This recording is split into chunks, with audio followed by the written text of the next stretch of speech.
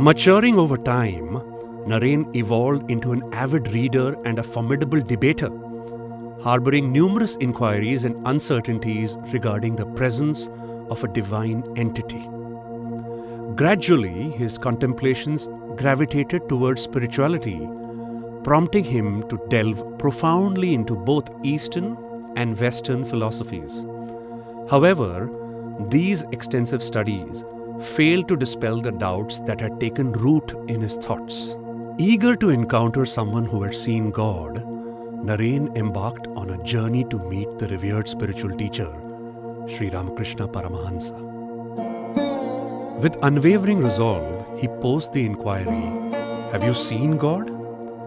Instantaneously, a smiling Sri Ramakrishna responded, "Of course I've seen him. I see him more closely than I see you. You too can see him."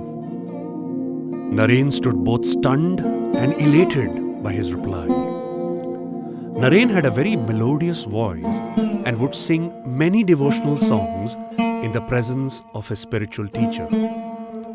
These renditions would push Sri Ramakrishna into instant ecstasy. Naren became Sri Ramakrishna's disciple at Dakshineshwar, forging a profound bond of pure affection between guru and student. During this phase, Naren's father passed away, plunging the family into dire poverty. Despite his academic brilliance, Naren struggled to secure employment to sustain his family.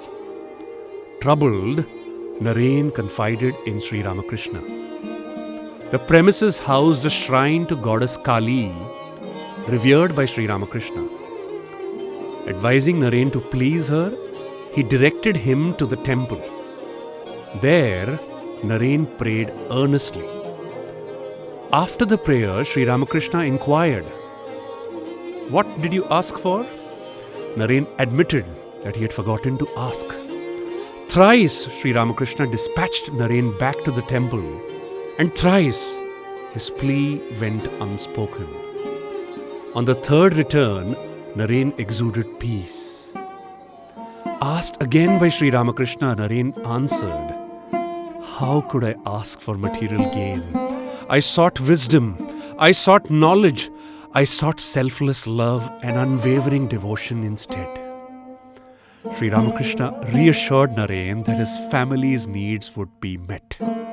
This conviction solidified Naren's path, one devoted to God and service to humanity.